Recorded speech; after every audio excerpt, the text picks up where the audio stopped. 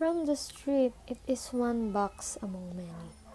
Beneath terracotta roof, tiles picking uniformly in the sweltering noon, the building's gray concrete face stares out impulsively in straight lines and angles. Its walls are high and wide as good walls should be. A four-story building with 4 units to a floor.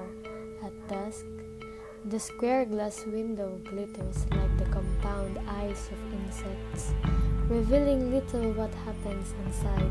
There is not much else to see. And so this house seems in every way identical to all the other houses in all the 30-odd other buildings nestled with the gates of this complex. It is the First Lady's pride and joy, a housing project designed for gentle middle-class living. There is a clubhouse, a swimming pool, a tennis court. A few residents drive luxury cars, people walk purebred dogs in the morning. Trees shade the narrow paths, and the flowering hedges that border each building give the neighborhood a hush, cozy feels. It is easy to get lost here, but those who need to come here know where to look for the swinging gate, the twisting butterfly tree, the cyclone wildflowers.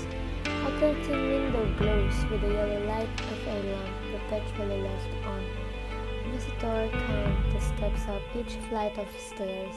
They do not stumble in the dark. They know which door will be open to them day or night. They will be fed, sometimes given money. Wounds will be treated, bandages changed. They carry nothing, no books, no bags or papers. What they do bring is locked inside their heads, the safest of places. They arrive one at a time or in couples over a span of several hours. They are careful not to attract attentions. They listen for the reassuring yelps of squabbling children before they raise their hands to knock. It is 1982. The girl who lives here does not care too much for the people who visits. She is 5. 2 uncles and an aunt dropped by the other day. 3 aunts and 2 uncles left over the night before. It is impossible to remember all of them. There are too many names, too many faces. And they all look the same. Too tall, too old, too serious, too many. They surround the small dining table, a yellow lamp above throwing and tilting shadows against freshly painted cream walls. She wakes up one night. Through the thin wall, she hears the visitors arguing. She can easily pick out one particular uncle's voice, rumbling through the dark like thunder. He is one of her newer relatives, having arrived only that morning. All grown-ups are tall, but this new uncle is a giant who towers over everyone else. His big feet look pale in the rubber slippers, a band-aid where each toenail should have been. He never takes off his dark glasses, not even at night. She wonders if he can see in the dark. Maybe he has laser vision like Superman. Or maybe like a pirate, he has only one eye. She presses her ear against the wall. If she closes her eyes and listens carefully, she can make out the words sundalo, kasama, talahib. The last word she hears clearly is katawan. The visitors are now quiet, but still she can't sleep. From the living room, there are sounds like small animals crying. She comes home from school the next day to see the visitors crowded around the television. She wants to change the channel, watch the late afternoon cartoons, but they wave her away. The grown-ups are all quiet. Something is different. Something is about to explode. So she stays away, peering up at them from under the dining table. On the TV screen is the president, his face glowing blue and wrinkly like an old monkey's. His voice wavers in the afternoon air, sharp and high like the sound of something breaking. The room erupts in a valley of curses. Humanda ka na, Makoy. Mamamatay ka. Pinapatay mo asawa ko. Mamamatay ka rin, PA ka. Humanda ka, papatayin din kita. The girl watched quietly from under the table. It is 1983. They come more often now. They begin to treat the apartment like their own house. They hold meetings under the guise of children's parties. Every week, someone's son or daughter has a birthday. The girl and her brother often make a game of sitting on the limp balloons, always floating an inch from the floor. The small explosions like guns going off. She wonders why her mother serves the visitors dusty beer bottles that are never opened. She is surprised to see the grown-ups playing make-believe out on the balcony. Her new uncles pretend to drink from the unopened bottles and begin a laughing game.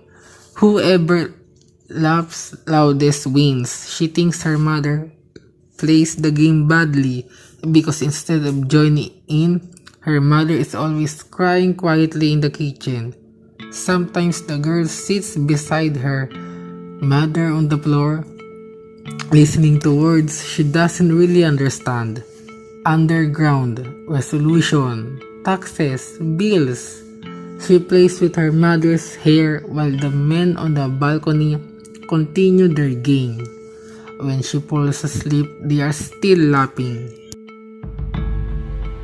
She is surprised to see the grown-ups playing make-believe out on the balcony.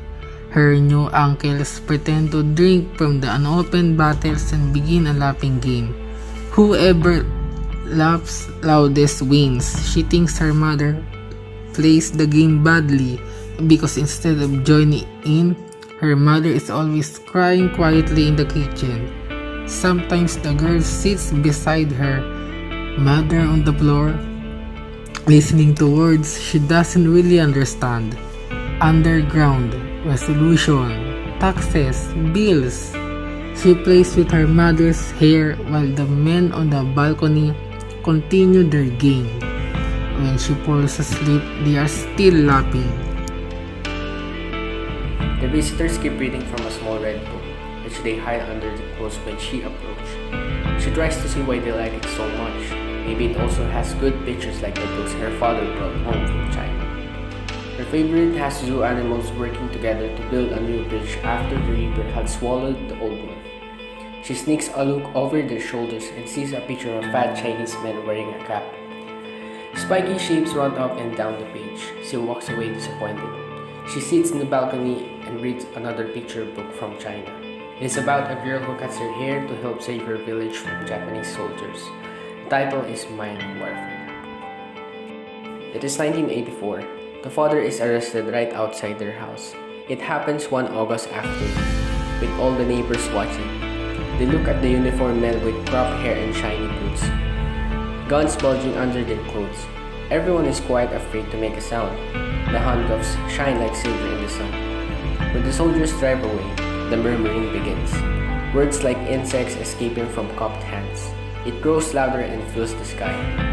It is like this whenever disaster happens. When the fire devours a house 2 streets away, people in the compound come out to stand on their balconies. Everyone points at the pillar of smoke rising from the horizon. This is the year when she and her brother come to live with her grandparents. Having no parents to care for them at home, the grandparents tell them a story of lovebirds. Soldiers troop into their house one summer day in 1974. Yes, Palasanki 4, this very same house. Muddy boots on the bridge over the koi pond, strangers poking guns through the water lilies. They are looking for guns and papers. They are ready to destroy the house. Before the colonel can give his order, they see the aviary. A small sunlit room with 100 lovebirds twittering inside. A rainbow of colors, eyes like tiny glass beads. One soldier opens the aviary door, releases a flurry of wings and feathers. Where are they now? The asks. The birds are long gone, the grandparents say, eaten by a wayward cat. But as you can see, the soldiers are still here. The two children watch them at their father's cold trials. A soldier waves a bird and says it is their father's. He stutters while explaining why the gun has his own name on it. They visit her father at his new house in Camp. It is a long walk from the gate, past white green lawns. In the hot area, everything looks clean. There are soldiers everywhere. Papa lives in that long, low building under the armpit of the big gymnasium. Because the girl can write her name, the guards make her sign the big notebooks. She writes her name so many times. The S gets tired and curls on its side to sleep. She enters amazed the size of the playground of the school. But with tall barriers making her turn left, right, left, right. Barbed wires forms a dense jungle around the convention center. She meets other children there. Some just visiting, others lucky enough to stay with their parents at all the time. On weekends, the girl sleeps in her father's room. There is a double-deck bed and a chair. A noisy electric fan stirs the buggy. There, she often gets nightmares about losing her home. She would be walking down the paths under the trees of their compound, past the row of stores, the same gray buildings. She turns a corner and finds a swamp or a rice paddy where her real house should be. One night she dreamed of wars. She come home from school to find a blood orange sky where bedroom and living room should be. The creamy walls are gone, broken plywoods and planks swing crazily in what used to be the dining room. Nothing in the kitchen but a sea-green refrigerator, painting and rust flicking off in patches as large as thumbnail. To make her home livable again, she paint blue and pink and yellow. She knows she has to work fast before night falls. She has paint a sun, a moon, and a star on the red floor. She would have light, each painted shape is as big as bed. In the dark, she curls herself over the crescent moon on the floor and waits for morning. There is no one else in the dream. Late one night, she will hear someone knocking on the door. It is a different door now, made from solid varnished mahogany black. The old chocolate brown plied board that kept them safe all those years ago has long since yielded to rough and weather. She will look through the pipe hole and see a face last seen 15 years before. It is older, ravaged, but somehow same. She will be surprised to even remember the name that goes with it. By then, the girl would know about danger and will not know whom to trust. No house, not even this one, is safe enough. Late one night, she will hear someone knocking on the door. It is a different door now, made from solid varnished mahogany black. The old chocolate brown plied board that kept them safe all those years ago has long since yielded to rough and weather. She will look through the pipe hole and see a face last seen 15 years before. It is older, ravaged, but somehow same. She will be surprised to even remember the name that goes with it. By then, the girl would know about danger and will not know whom to trust. No house, not even this one, is safe enough. The door will open a crack. He will ask about her father. She will say he no longer lives there. As expected, he will look surprised and disappointed. She may even read a flash of fear before his face wrinkled into a smile. He will apologize, step back before he disappears in the shadowy corridor. She will notice a worn rubber slipper, the mud caked between his toe, his heavy bag. She knows he has nowhere else to go. Still, she will shut the door and push the